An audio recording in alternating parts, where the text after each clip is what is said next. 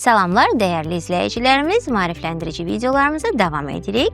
Bugün maraqlı bir mövzumuz var. Astigmatizm nədir və ev şəraitində onu necə təyin etmək olar? İndi ekranda xətlər görəcəksiniz. Əgər xətlərin hamısı eyni qalınlıqdadırsa, bu normal görmənin əlaməti ola bilər. Əgər xətlərin arasında qalınlıq fərqi varsa, bu astigmatizmin göstəricisi ola bilər. Astigmatizm gözümüzün quruluş patologiyasıdır. Adətən genetik olub, anadan gəlmə təsadüf edilir. Bu zaman gözümüzün quruluşu, yəni tam sferik deyil, biraz ellipsoid formasında olduğu üçün həm yaxından, həm uzaqdan görmənin yayılması baş verir. Astigmatizm olduqca tez aşkar olmalıdır. Belə ki, əgər astigmatizm varsa və korreksiya olunmursa, bu görmə tənbəlliyinə gətirib çıxara bilir. Astigmatizmin eynəklərlə, optik linzalarla və ekzimer lazer əməliyyatları ilə korreksiyası mümkündür.